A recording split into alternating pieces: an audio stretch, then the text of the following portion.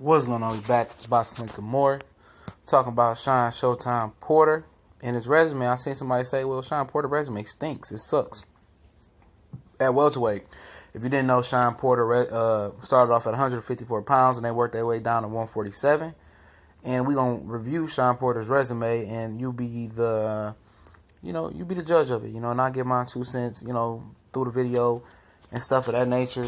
Definitely behind, usually on schedule. Been a long, hard day, but we grind through it, and God gives the strongest, assignments to the strongest people. So, you always got to remember that whatever you're going through, pray.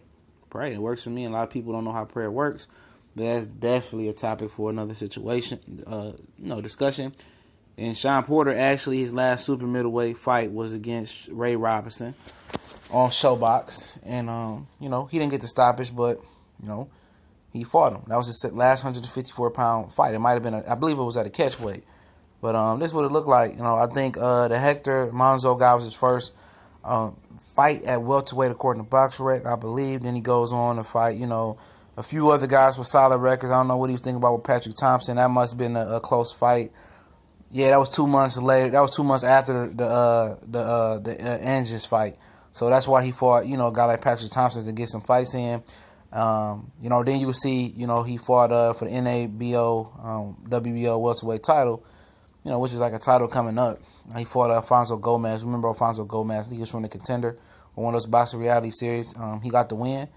I think Canelo fought Gomez as well, if I remember. Then he drew Julio Diaz. Remember, Julio Diaz is the guy, in the future, knocked down Khan a few times. And Virgil Hunter asked him in the corner in the UK, did you trip?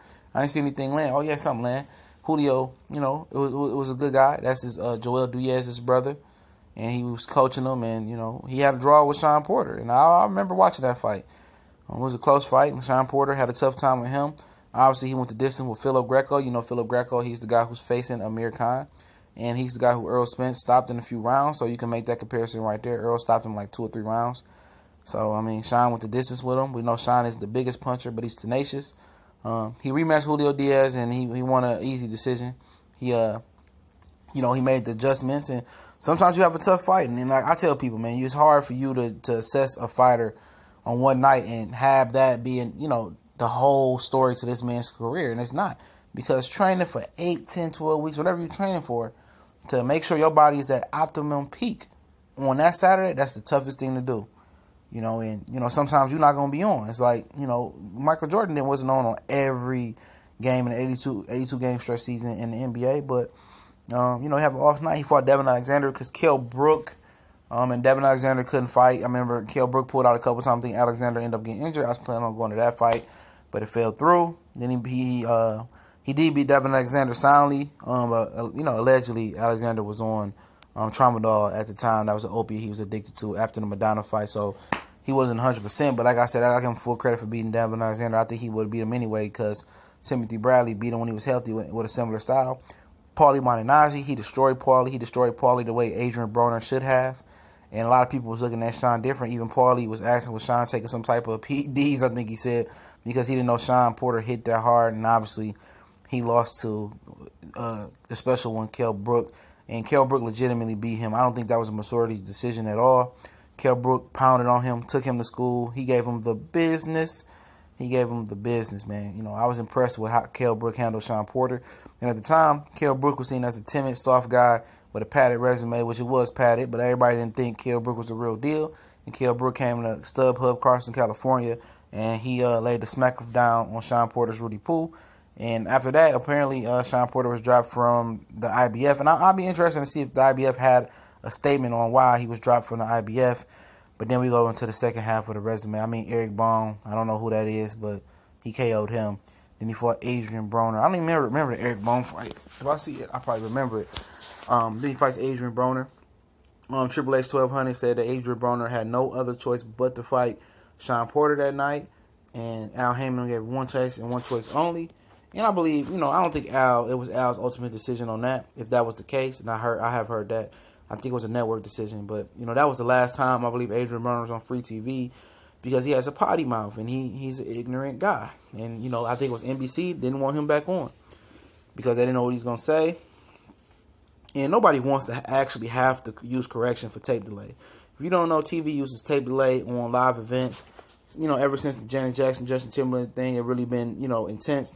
Where it's really been cracked upon. Where, you know, they might, you know, be 5 seconds. You know, you might be 5 seconds behind the real, you know, the real thing, and they really live on that now since, you know, Janet Nipple came out.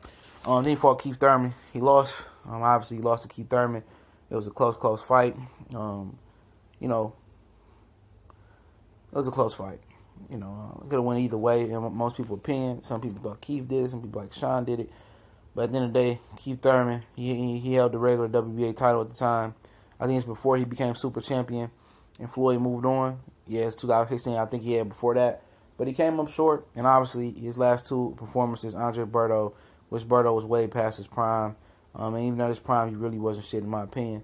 As a professional fighter, and then Adrien Granados, he's tough. And he didn't even stop Adrien Granados. So, I mean, is it a terrible resume? I don't think so. As far as his welterweight resume, I don't think it's terrible. I think it's a solid B-. It's definitely, I mean, he was past the judgment on Danny Garcia's resume.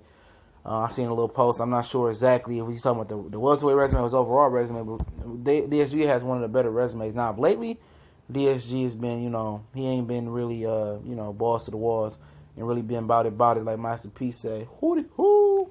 You know, he ain't been pumping up no loot. So, yeah, of lately, Shawn Porter's right. His resume has been shaky at best, and that was a gimme versus Rios. He had a gimme versus Rasaka.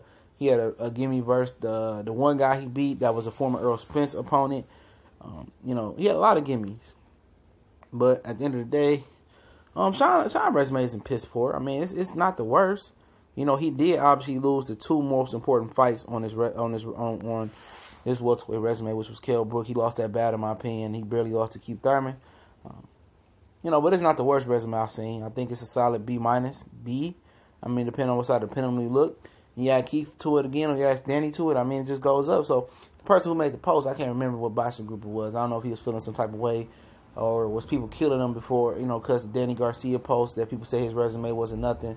But you know, Shawn's resume ain't that bad, in my opinion. I say it's a B-. You know, he has some good victories on there, some good names on there. He has some, you know, bad losses. I'm not gonna say bad losses, but he has some critical losses that could take away from that.